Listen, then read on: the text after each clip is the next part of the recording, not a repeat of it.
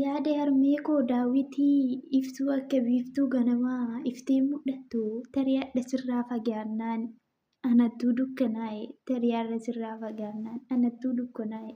Harmee koo naaf jiraadhu deessee koo naaf jiraadhu namni akka haadhaa tarii eessa jira haati qabeenya waa hundaa ibsituu daawwitii namni haadha qabu badee hin badu namni haadha qabu badee hin badu. Harmee koo naaf jiraadhu bakka jirtuuf lafa jirtutti baay'een si jaaladha haadha koo daawwitii har'a sirraa fagaadhee galaanota darbee har'a sirraa fagaadhee galaanota darbee. Tarii bararee dhufuudhaaf baalliin dhabee galaana ce'ee dhufuudhaaf koochoon dhabee naachaaf taranna ittisee kanaaf dhufuun dhabee fiigee dha'uudhaaf karaan dhabee fiigeen dhufuudhaaf karaan dhabee. Bitaa mirga miidhagdhaa si arguudhaaf baay'ee si yaadeen si araadee.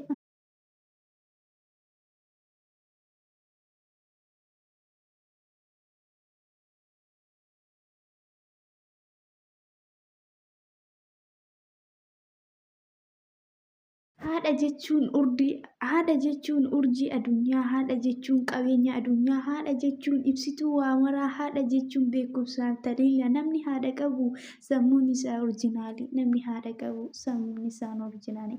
Namni akka haadhaa osoo sottee argitaa, nama akka haadhaa osoo iyyaafattee argitaa. Haadha jechuun tan jijjiiramne, haadha jechuun tan qayyiramne, tan osoo dadhabdee dadhabdii siif beektu, tan osoo beeloftee beeloftee siif beektu, tan osoo ati kuftee kufaatii kee dhiiftee wayyoo anaa kufu jettu, kan caba keessii hubattu, kan rakkina keessii hubattu, kan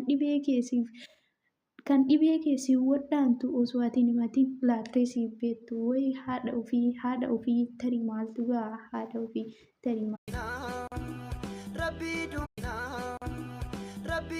haadha ofii beekumsa adunyaa yaa haadha ofii taliila adunyaa haadha jechuun qabeenya waa maraa haadha jechuun beekamtii waa maraa namni haadha qabu tarii maadhabaa namni haadha qabu tarii maadhabaa biyya ormaa soo deemte haati ormaa garaa siin billaaftu haadha jechuun adunyaa waa maraati haadha jechuun dooftorii waa maraati.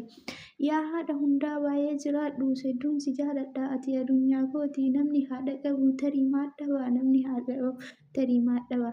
Harmee koo deessee koo ati naaf jiraadhu bakka hundattuu ati naaf jiraadhu namni haadha qabu tarii maadhabaa namni haadha qabu tarii maadhabaa. Yaa harmee na deesse adunyaa waa maraa erga sirraan dhaladhe biiftuu waa maraa isiin dadhabe hin jenne ji'a 9 guutuu tarii gara si baattee ergasiiyyuu lafa sin kenne ergasiiyyuu lafa sin kenne. Harmee koo deessee hedduun si jaaladha ati naaf jiraadhu daawwitii adunyaa ati naaf jiraadhu daawwitii.